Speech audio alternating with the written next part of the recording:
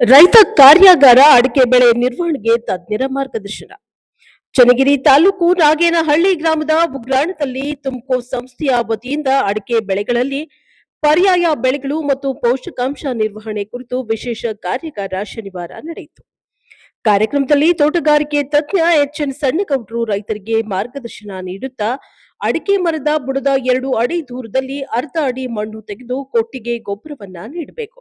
ಮಣ್ಣಿನ ತೇವಾಂಶವನ್ನ ಸಮತೋಲನದಲ್ಲಿಡುವುದು ಮುಖ್ಯ. 2 ವರ್ಷಕ್ಕೊಮ್ಮೆ ಕೊಟ್ಟಿಗೆ ಗೊಬ್ಬರವನ್ನ ನೀಡುವುದು ಉತ್ತಮ. ಕಳೆನಾಶಕ ಬಳಕೆ ತಪ್ಪಿಸಬೇಕು ಎಂದು ಹೇಳಿದ್ದಾರೆ. ಅಡಿಕೆ ತೋಟದಲ್ಲಿ ಅಂತರ ಬೆಳೆಗಳಾಗಿ ಸೆಣಬು ಮತ್ತು ಡಯಾಂಚ ಬೆಳೆಯಬಹುದು. ಮಿಶ್ರ ಆರ್ಥಿಕ ಬೆಳೆಯಾಗಿ ಕಾಳುಮೆಣಸು, ಕೋಕೋ, ಕಾಫಿ, ಬಾಳೆ ಬೆಳೆಗಳು ಅತಿ ಉಪಯುಕ್ತ. ಅಡಿಕೆ ಸಿಪ್ಪೆಗೆ ಕಾಂಪೋಸ್ಟ್ ಮತ್ತು ಸಗಣಿಯನ್ನ ಮಿಶ್ರಿಸಿದರೆ ಬೇಗ ಕೊಳೆಯುತ್ತದೆ ಎಂದು ಸಲಹೆಯನ್ನ ನೀಡಿದ್ದಾರೆ.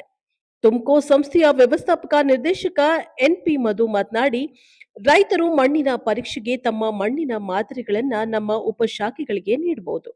ಸೇವಾ ಶುಲ್ಕದೊಂದಿಗೆ 40 ದಿನಗಳೊಳಗೆ ಪ್ರಮಾಣ ಪತ್ರವನ್ನ ನೀಡಲಾಗುತ್ತೆ ಎಂದು ಹೇಳಿದ್ದಾರೆ. ಕಾರ್ಯಾಗಾರದಲ್ಲಿ ಕಾಕನೂರು, ಕೊಂಡದಹಳ್ಳಿ, ಚೆನ್ನಾಪುರ, ಕೊಗಲೂರು, ಆಲೂರು, ಬೆಳ್ಳಿಗನೂಡು, ತಣಿಗೆರೆ, ಮೆದಿಗೆರೆ, ಎಕ್ಕೈಗೊಂದಿ, ನೀತಿಗೆರೆ ಹಾಗೂ ಸಂತೆಬೆನ್ನೂರು ಗ್ರಾಮಗಳ ರೈತರು ಭಾಗವಹಿಸಿದ್ರು. ಕಾರ್ಯಕ್ರಮದಲ್ಲಿ ತುಮ್ಕೋಸ ಎಂಟಿ ಮಧು, ಜಿಕೆ ಮಂಜು, ಗಿರೀಶ್, ಧರಣೇಶ್ ಹಾಗೂ ತೋಟಗಾರಿಕೆ ತಜ್ಞರು ಉಪಸ್ಥಿತರಿದ್ದರು.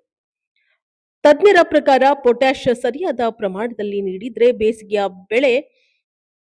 ಬೇಸಿಗೆಯ ವೇಳೆ ಮರದ ಆರೋಗ್ಯವನ್ನ ಕಾಪಾಡಬಹುದು ಹಾಗೂ ಇಳುವರಿ ಕೂಡ ಹೆಚ್ಚುತ್ತದೆ ಎಂದು ಹೇಳಿದ್ದಾರೆ. ಈ ರೀತಿಯ ರೈತ ಕಾರ್ಯಾಗಾರಗಳು ರೈತರ ಜ್ಞಾನ ವೃದ್ಧಿಗೆ ಮತ್ತು ಆರ್ಥಿಕ ಸ್ಥಿರತೆಗೆ ಶಕ್ತಿ ತುಂಬುತ್ತವೆ. ಬ್ಯೂರೋ ರಿಪೋರ್ಟ್ ದೇವರಾಜ್ ಕೆ ನೆಲ್ಲಿಹಂಕ್ಲು, ಪ್ರಜಾಪವ ಟಿವಿ, ದಾವಣಗೆರೆ.